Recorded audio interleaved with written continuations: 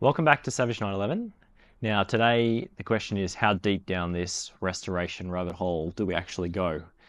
And I've pulled the fuel tank out because I'm going to be welding this front panel and I don't want welding sparks or grinding sparks anywhere near what was about 40 litres of fuel in this car. So I've ditched the fuel, pulled the tank out. It needs a bit of a cleanup anyway, so I'm going to do that.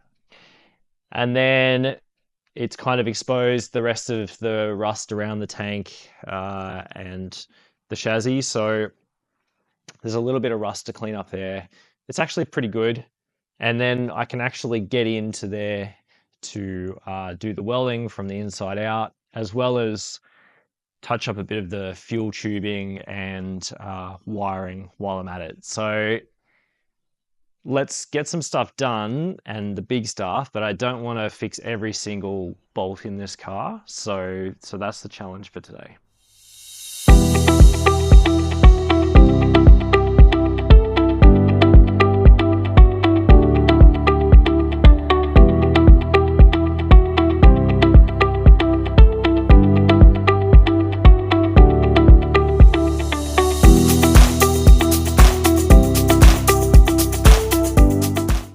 I've now stripped the battery box area and this back right section where the torsion bar was open, as well as the edge of where the petrol tank sat and that outside section where water was getting in, and rust treated it all.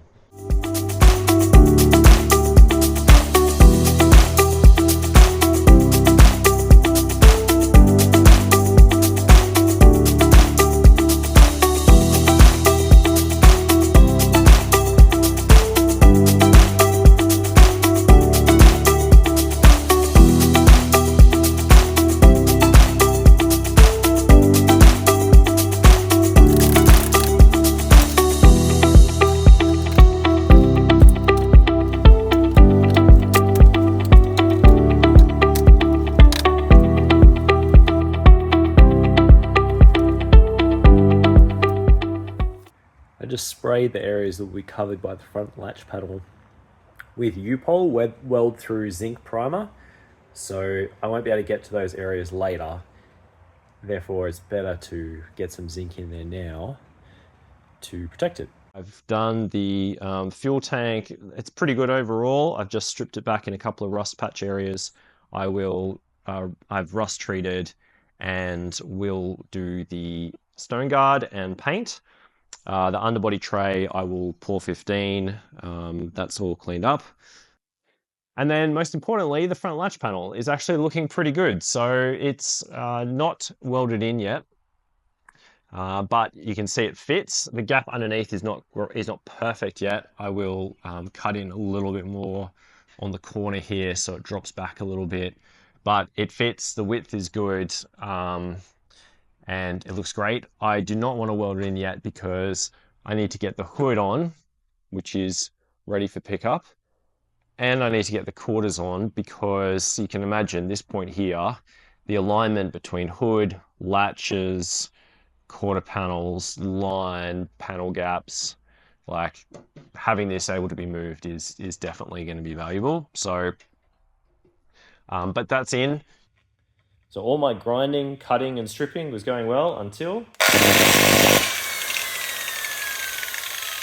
that is absolutely cooked. So I'm gonna have to stop the bodywork and do some tie rods.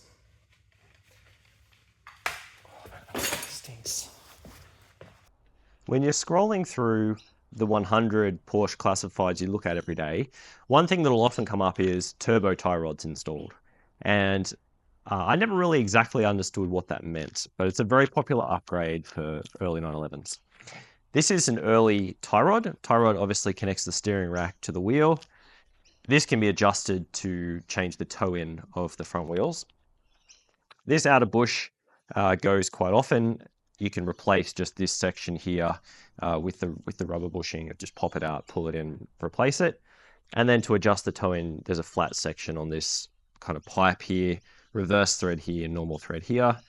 And then at this end, you've got a bushing, like a bit of a CV joint type thing. And this is really the problem with the early tie rods. This has a fair bit of play in it, and so you get movement in the steering. It's not as direct as you would like, and so this kind of mechanically is the problem. The turbo tie rods is this one, and at this end, at the steering wheel end, sorry, at the wheel end, it's pretty much the same. It's a kind of a rubber bushing castle nut. The adjustment is a little bit different, a little bit simpler. But at this end is where the difference is. So you can see here there's actually more of like a ball joint in there, and so it's super tight. This is all metal here. It doesn't have a rubber bushing. It just has a ball in the metal socket, and obviously plenty of grease. And this is really the improved mechanism. So it doesn't have any play in it at all, and it keeps it super tight. This rubber bit here is just to hook the boot around to keep this whole thing free of dirt. So the rubber here actually doesn't really wear. So that's a turbo tie rod. And then I should explain as well, the hard part about upgrading these, if you're going to do it yourself, they look very similar. These two have been set the same length. It looks like a trivial swap in, swap out. The trick is getting these old ones off. Like a lot of things, classic Porsche, once they've been in a long time, they don't like coming out. This in particular, one side, the right side here, what you do is there are some little notches on this washer.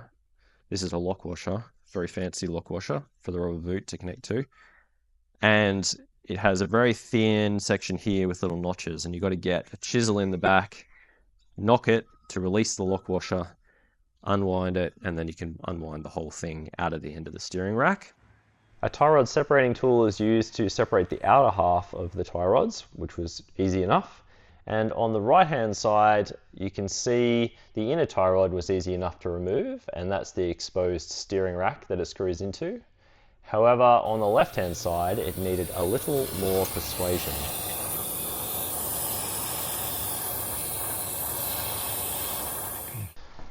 This tie rod end is still in place, and as you can see, there's not a lot of room to get a spanner on it. I've tried the chisel, I've tried a chain wrench, pipe wrench, doesn't fit. Tried impact driver on the end, hence the double nuts. I've tried breaker bar on the end. I've wedged a spanner on the other side to stop it being damaged, but it's not coming. It's an absolute pain in the butt. So to get the steering rack out, you can release it in the smuggler's box, but when it drops out that way, and you can see it hits straight into this cross member, and that cross member supports the sway bar and the control arms. So if you want to remove the steering box, you have to remove all of the front suspension. So that is definitely a rabbit hole.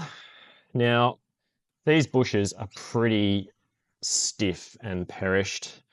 And if you look at this damper, if I push up on it, you can see just by hand, not even pushing that hard, it compresses. So that damper is pretty much stuffed.